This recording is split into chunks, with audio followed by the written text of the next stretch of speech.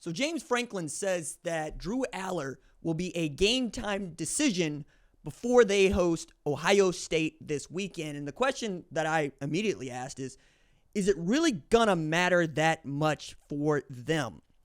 And this is not necessarily about what Drew Allar lacks. It's more about what Penn State has. Now, Drew Allar's playing the best that he's played as a Penn State starter with Andy Kotelnicki calling the plays. They have been more explosive. They have wanted to be more explosive, and they have actually been very creative in how they're getting playmakers the ball. Drew Allar has, for the most part, been asked to get playmakers the ball and or to hand them the ball. I think we're talking about Kaytron Allen, Nick Singleton, two guys that combined for nearly 1,000 yards rushing between them. Kaytron Allen, I believe, is like 583 or 509, excuse me, and Nick Singleton's like 483, and he didn't play against UCLA. Nick Singleton is still one of the better tailbacks in this league, and between those two, you're talking about one of the two best rushing attack tandems in the sport when you're talking about Nick Singleton and Kaytron Allen at Penn State and Quinshon Judkins and Travion Henderson at Ohio State. But I don't feel that Drew Allar was going to be the guy that puts you over the top. So much so that Bo Pribula feels like a guy who is a better runner, and you might be able to do something with that if you're Andy Kotelnicki. And the reason I point that out is Colin Klein proved that with Marcel Reed against LSU. And frankly, the defense at Ohio State has looked gettable in the run game. Like, I was shocked to see Dylan Raiola ran for 37 yards through the Ohio State defense without an armed escort. Bo Pribula is a much better runner than Dylan Raiola, and he still gets to hand the ball to Nick Singleton and Kaytron Allen. I understand that they're also down a right tackle. You're down your best edge rusher. I get that. I do. But Tyler Warren has also proven to me that he's going to win the Mackey Award. I think he's sewn up that award before Halloween. 47 catches, 559 yards. You'll put him in the Wildcat. You'll find ways to get him the ball, right? I think you're also talking about Tom Allen's defense still playing pretty damn well. And Penn State, for me, feels a lot like Michigan last year, Ohio State, because they're going to run the football. They're going to play defense. They can do those two things. They can beat everybody they play. Is it going to be a close game? Yeah, it will be. And there's a reason why Ohio State is a 3.5-point favorite to start this week. We'll see what that line moves to based on what you think and how you bet it.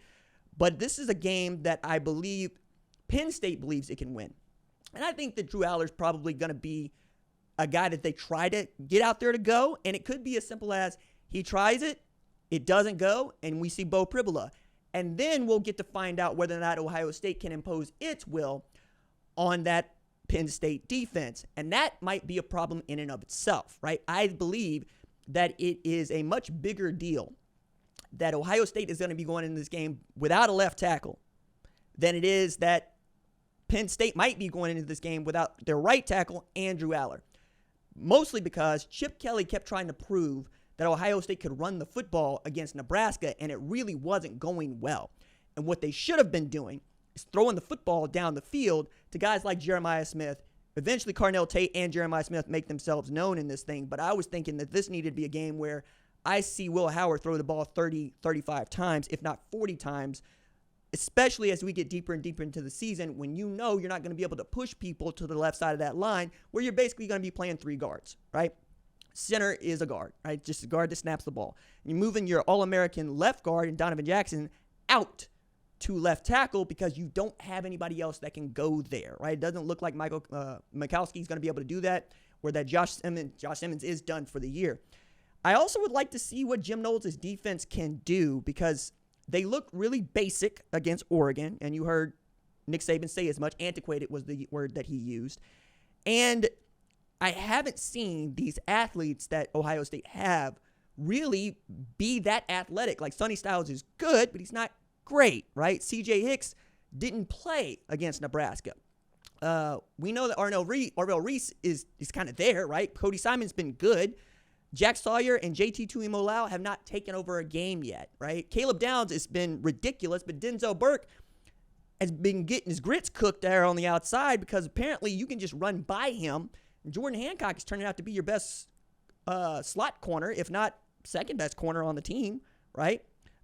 I'm really wanting to find out what Jim Knowles expects here from this defense that's been really good about limiting explosive plays, except against Oregon, of course, but has done a great job just keeping things in front of them, but they don't really go downfield to make plays in the backfield the way that I would like them to.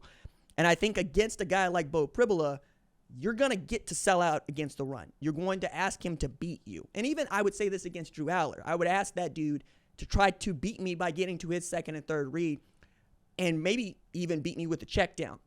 But if they can run the football, you can do almost anything you want at quarterback, because running the football cures a lot of things, just as having a really outstanding quarterback cures a lot of things. Like, there's a reason why people will sell out to go get guys like Cam Ward or Dylan Gabriel.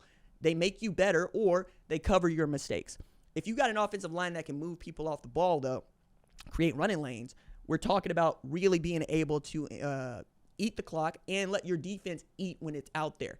And I think that's what James Franklin needs to happen here.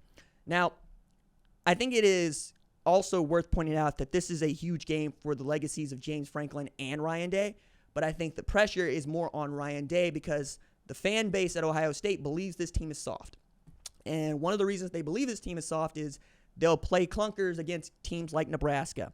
And then they'll lose by 1 point on the road in a game that they probably could have won against Oregon. If they play that game again, I like to believe that Ohio State would play better football, but they would also be down, again, a left tackle, right? I think Ohio State has a bunch of guys on the squad that know that they're going to get drafted based on what they have done from a measurable standpoint and what flash plays that they put on film over the course of their careers. I believe that it is hard to get those guys to play every single snap of every single game, but that doesn't make them that much different than Georgia. Georgia sleptwalked through Kentucky, nearly lost that game. Georgia went down 28-0 to Alabama, came back, took the lead, lost that game. And then when their manhood was really being challenged by the number one team in Texas on the road, you got to see what it looks like when all of those guys decide they're going to go play ball on the defensive side, right? Also getting to see what Carson Beck can't do. I believe that Drew Allar needs to play in this game, though, for the same reason that Ryan Day needs to win it. Drew Allar doesn't have a resounding, significant win as the starting quarterback at Penn State. And for that matter, neither does Nick Singleton, right? He needs this game for his legacy. He needs this game to be the guy that, yes, I got us past Ohio State and I've made us into a national title contender, because even at number 3 in the country, we still think it's a soft number 3 because we expect Penn State to win 9, 10, 11 games every year. But none of us have ever predicted Penn State to win the national championship. And I don't even think we're predicting them to win the Big Ten championship. And this is definitely a year where Penn State needs to make the playoff. An 11-1 Penn State probably makes the playoff. Do they get to host a game or do they go on the road would be the question there. And right now in my playoff projections, I have them hosting Tennessee, which I think would be a fair fight, mostly because it comes down to which quarterback makes plays, Nico Iamaleava or Drew Allar. And Nico Iamaleava has won big games so far this season, alone. And say nothing of beating Iowa, but, Drew Allar's beaten Iowa. I think the win against Oklahoma was good for Nico's brand and Tennessee's brand for that matter. But the game that they needed to win was against Bama, and they couldn't get that one done. But he was the starting quarterback when they did beat Bama, right? Excuse me. They couldn't get it done against Arkansas. I believe that Nico has shown me that he will get up for big games given the opportunity, right?